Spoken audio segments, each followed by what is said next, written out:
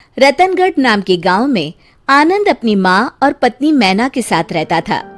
मैना देखने में बहुत खूबसूरत और व्यवहार कुशल थी, लेकिन वो अपने साथ कुछ खास दहेज लेकर नहीं लाई थी, इसलिए आनंद की माँ उसे पसंद नहीं करती थी। आनंद बेटा, मैं सोच रही हूँ तुम्हारा दूसरा लगन करा दूं।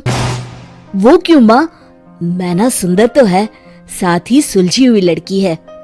तो उसकी बुद्धि का मुझे अचार डालना है क्या? 2-4 बर्तनों को छोड़ दो तो मायके से एक ठेला भी नहीं लाई। माँ, हमें किस चीज की कमी है? भगवान की दया से सब कुछ तो है।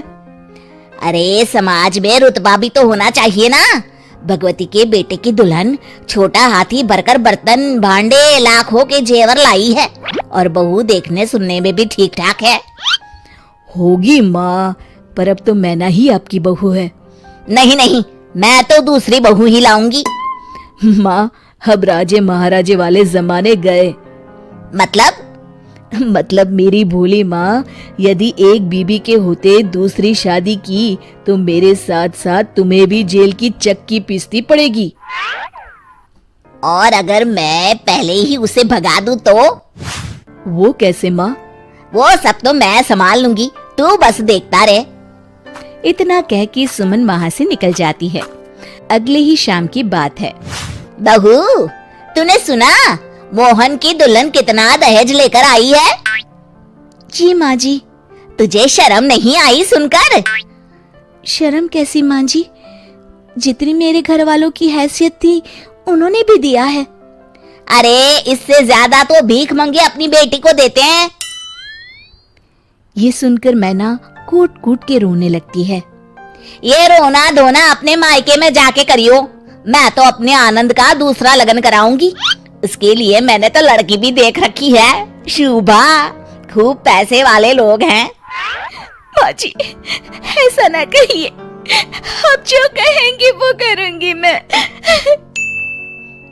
सुमन ने बहू की एक ना सुनी, वो वहां से चली गई। रात को जब मैना और आनंद सोने लगे, सुनो जी। बोलो। माँ जी आपके दूसरे लगन की तैयारी कर रही हैं। मैना, अभी रात बहुत हो चुकी है, सो जाओ। कल मैं माँ से बात करता हूँ। ठीक है जी, पर मैं कहीं नहीं जाने वाली, बताई दे रही हूँ। हाँ हाँ ठीक है मैना रानी। सुबह होते ही आनंद माँ के पास जाता है। माँ, मैना बहुत अच्छी लड़की है और बुद्धिमान भी है, क्यों आप दूसरे लगन के चक्कर में पड़ी हैं? ऐसी कौन सी बुद्धिमानी तुझे दिख गई जो मुझे ना दिखी? माँ, आप जैसे चाहे वैसे पता लगा सकती हैं। अच्छा ठीक है, लेकिन तब तक तू उससे कुछ नहीं कहेगा। हाँ ठीक है माँ, जैसी आपकी इच्छा। चलो मैं ऑफिस के लिए निकलता हूँ। अगले दिन मैना अपने कमरे में कुछ काम कर रही थी। मैना, ओ मैना, कहाँ मर गई? आई माँ जी। सुन, यदि तुझे इस घर में रहना है तो 3 परीक्षाओं का सामना करना होगा। ठीक है माँ जी। तो कल सुबह जब मैं सोकर उठूं तो बगीचे वाला कुआं सिंहगढ़ के मोतियों से भर देना। जी माँ जी, आप कल तक कुआं खाली कर दीजिएगा, फिर मैं उसे मोतियों से भर दूंगी। सास बहू की बुद्धि देखकर अवाक रह गई। फिर उसने पास में रखी टंकी की तरफ इशारा करके कहा, ये डलिया पकड़, कल इसी से पानी खींचकर इस टंकी को भर देना। जी माँ जी। मन ही मन मैना सोचती है, मैं सोने से पहले डलिया को रस्सी बांधकर कुएं में डाल देती हूँ। सुबह तक बांस की डलिया फूलकर पानी को अपने अंदर रोकने लायक हो जाएगी। अब मैना अपने कमरे में सोने चली जाती है। सुबह जब सास सोकर उठी तो बहू ने कहा, लीजिए माँ जी, जैसा आपने कहा था मैंने टंकी भर दी है।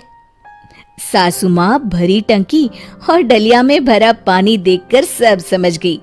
पहले तो उनके मुख पर मुस्कुराहट आ ही गई थी, पर फिर गुस्से में बोली, हो तो होशियार, कल के लिए तैयार रहना। मैना रानी को पूरा विश्वास था कि वो जरूर